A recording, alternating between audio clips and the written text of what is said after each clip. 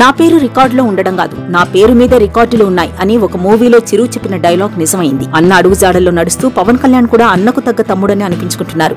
ఒకరు నటనలో Guinness record సంపాదిస్తే మరొకరు పాలనలో ఆ రికార్డును సొంతం చేసుకున్నారు. ఒకే కుటుంబంలో ఇద్దరు వ్యక్తులు ప్రపంచ రికార్డులో చోటు సంపాదించుకోవడం అనేది చాలా అరుదైన విషయం. డిప్యూటీ సీఎం పవన్ కళ్యాణ్ రాష్ట్ర వ్యాప్తంగా ఒకే రోజు 13,326 చోట్ల గ్రామ సభలను నిర్వహించి ప్రజల సమస్యలను అడిగి తెలుసుకున్నారు. ఈ విషయాన్ని గుర్తించిన వరల్డ్ రికార్డ్స్ యూనియన్ ఇందుకు సంబంధించిన రికార్డు పత్రాన్ని యూనియన్ ప్రతినిధులు ఈ నెల 16న పవన్ కళ్యాణ్ అందించారు. ఇక మెగాస్టార్ చిరంజీవి విషయానికి వస్తే most prolific film star in Indian film industry actor, dancer గా Guinness book of world records లో చోటు సంపాదించుకున్నారు. ఆయన నటించిన 156 చిత్రాల్లో 537 పాటలు గాను 24,000 స్టెప్పులతో అలరించినందుకు ఆయనకు ఈ గౌరవం దక్కింది. అలాగే ఒకే నెలలో అన్నదమ్ములిద్దరూ ప్రపంచ రికార్డులను కైవసం చేసుకున్నారు. ఇదొక record. Director Shankar mega power star Ram Charan కలయికలో తెరకెక్కుతున్న movie game changer Dil Raju నిర్మాణంలో పాన్ ఇండియా మూవీగా భారీ బడ్జెట్ తో రూపుదిద్దుకుంటోంది. డిసెంబర్ 20న ఈ మూవీ వరల్డ్ వైడ్ గా రిలీజ్ కానుంది. ఈ క్రమంలో మేకర్స్ ప్రమోషన్ స్పీడ్ చేస్తున్నారు.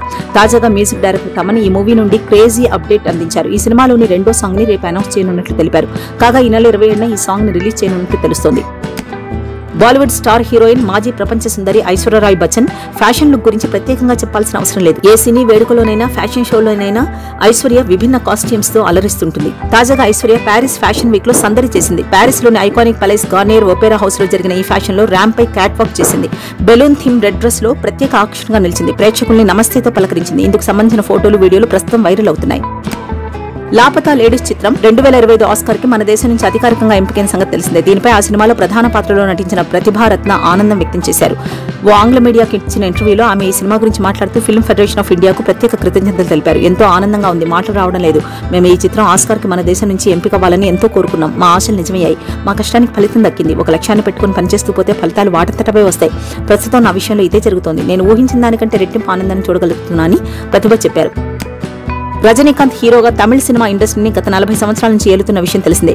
గత సంవత్సరం ఆయన చేసిన జైలర్ సినిమా సూపర్ సక్సెస్ సాధించడంతో ఈ సినిమాను తీసిన నెల్సన్ మరోసారి రజనీకాంత్ సీక్వెల్ ని తీసే పనిలో బిజీగా ఉన్నారు.